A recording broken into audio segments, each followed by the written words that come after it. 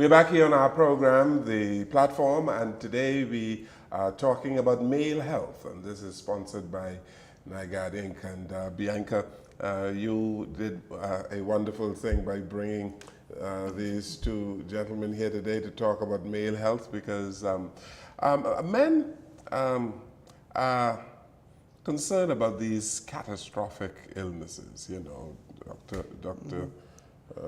Williams, you know, men are concerned about things like prostate cancer and stuff like that. But they need to guard against these catastrophic illnesses. Absolutely. And so we need to tell them how they can guard against these things. Well, certainly we should encourage people to get periodic health examinations. So we know that there's a high percentage of, we hear, Bahamians have the 6th highest obesity level in the world. We know that most Bahamians are dying from hypertensive related illnesses. And amongst the top causes of death, they all contributed to chronic non-communicable diseases. So certainly in a population like ours, we would recommend that men come in earlier than later. It does no harm to getting your weight, your blood pressure, your sugar checked at least annually from a very early base. And so as males move from teenage into adulthood, we would recommend that for men and for the whole population to come in for your regular checkups. If you don't need to come in more than once a year, then there's no need to come in more than once a year. But between you and your physician, you can determine the frequency of need. And so if we are able to do that sort of thing, we would be able to guard against many of the illnesses resulting in catastrophic healthcare. And so you do things like cholesterol checks. Yes. And that will be able to determine whether or not you are diabetic or not, right? Yeah, then the doctor orders the test. Or the doctor orders the test. Yeah, so whatever test the doctor orders, Yes. that's... But normally you have these regular checks, eh? Absolutely, absolutely. So at an annual visit, the doctor will determine what are the more relevant tests. But, you know, I would say over the last 2 or 3 years, and we have been having an increasing amount of health fairs. And so on any given weekend, a person can go in without having to go to the clinic. They can go to one of these health fairs. They can get their sugar, they can get their cholesterol checked.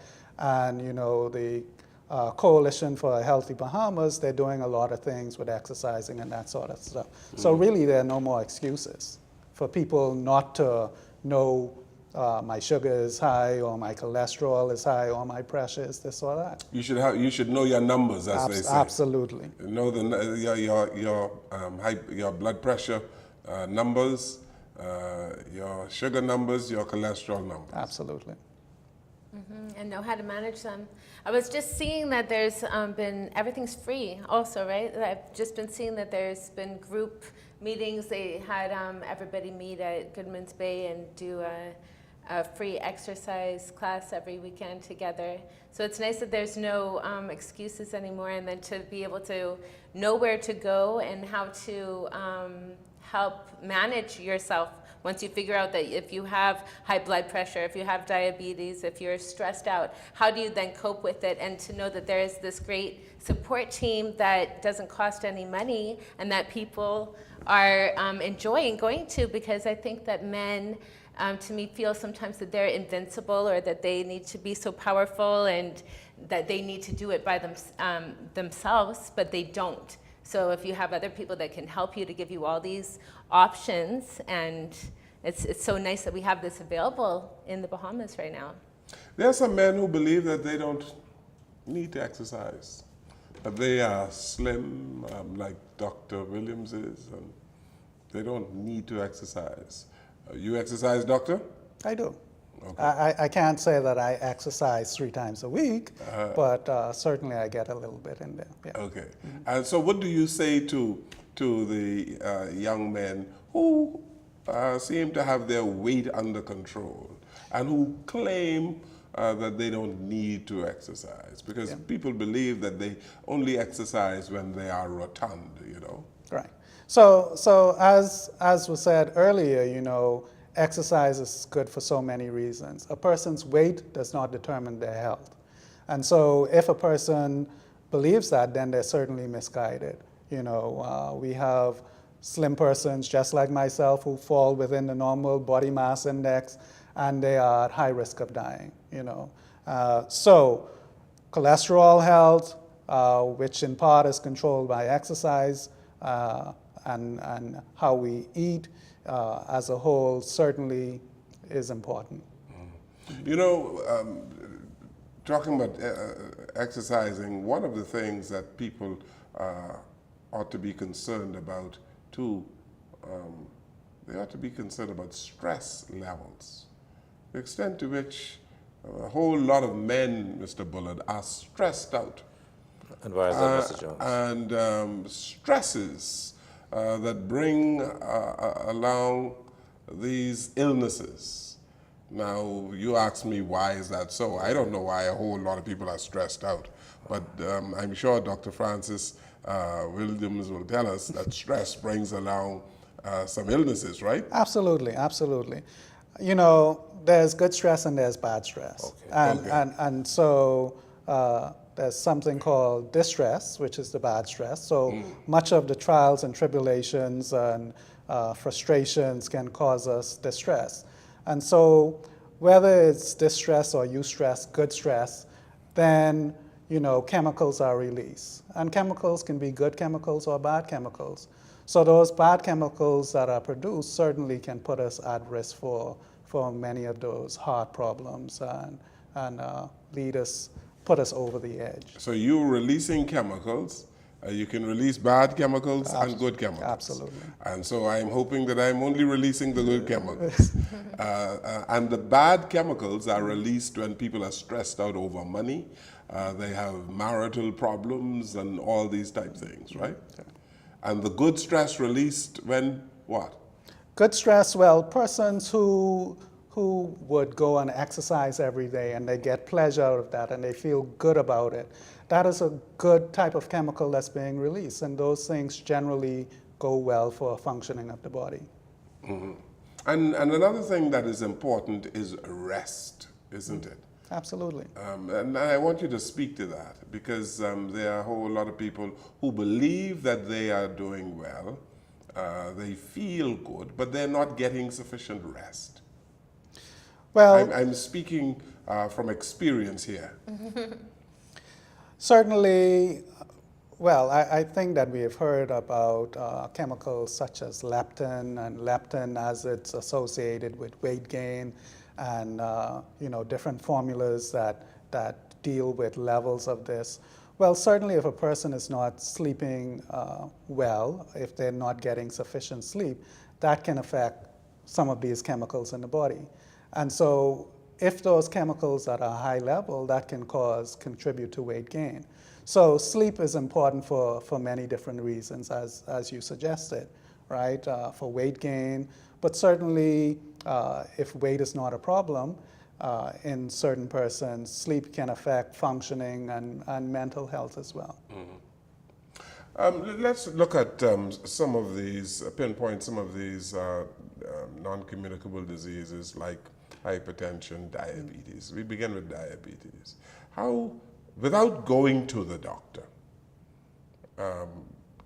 tell the men who are watching, give them some idea. What are the symptoms of diabetes?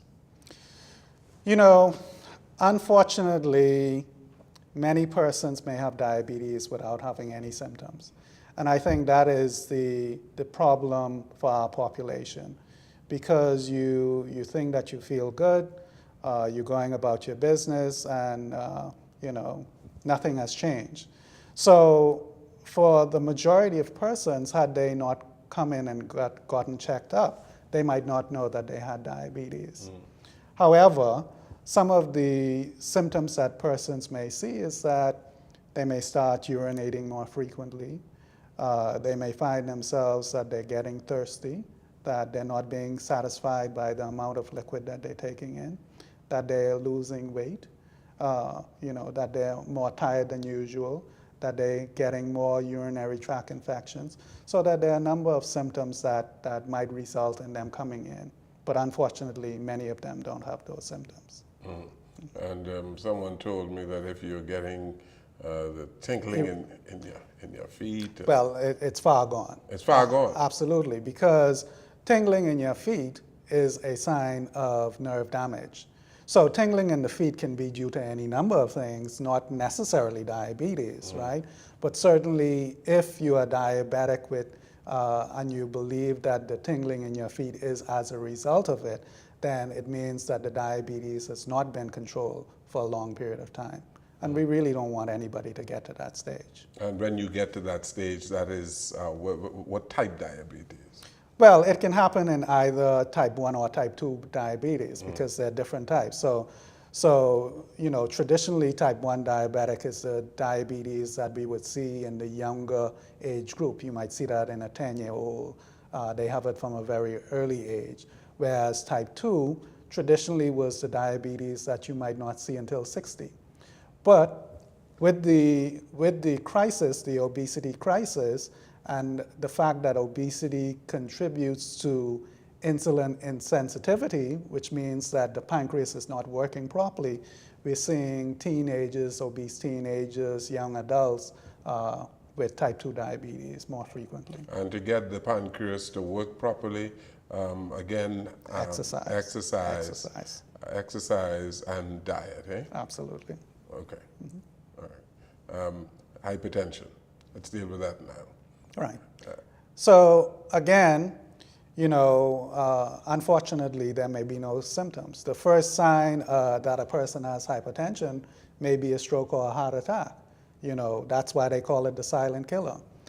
And so some of the signs. So when a person has symptoms, they must consider themselves blessed. Hopefully, they have those symptoms early, especially if they're not a person who goes regularly to the doctor.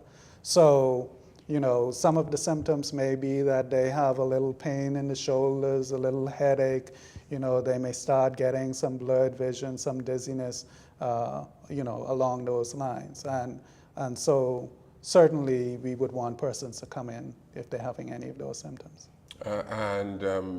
Again, if you are hypertensive, diet control, exercise. It goes back to these two things, eh? Absolutely. And so, what we eat, how we eat, the type of things that we put in our food is learned. When a child comes out of the womb, when they start eating, they don't have a desire for sugar or salt. They don't have a desire for sugar or salt. And so we know that the population, the majority of Bahamian population is black. Black persons are salt sensitive, highly salt sensitive. And so salt sensitivity increases the risk of hypertension. We need to watch the amount of salt in our diet, right? We need to watch how we cook. We need to watch cooking with grease and various types of fats. All of those things are important. Yeah. And I was reading the other day that sugar is poisonous. Yes. Yes. So you have to watch the amount of sugar that you are consuming. Absolutely. Sugar is bad in so many different ways, So in terms of sugar increases a person's risk for infection. It decreases your ability to fight infections. It adds weights on. So certainly we want to limit the amount of sugar in the diet. And I'm told that there's good sugar and bad sugar, Dr. Williams, that there are certain fruits that you eat, of course, with too much sugar. I would not say too much sugar, but certainly fruits are natural in sugar. Yes. Persons tend to gravitate towards fruits when we say you should have 5 to 9 servings of fruits and vegetables because fruits are sweeter. But we also know that the sugar in fruits are more healthy than taking a spoon of sugar and putting it in your cup. That refined sugar. Absolutely, absolutely. Okay. Let's take our final break here on our program, and we are being educated on male health.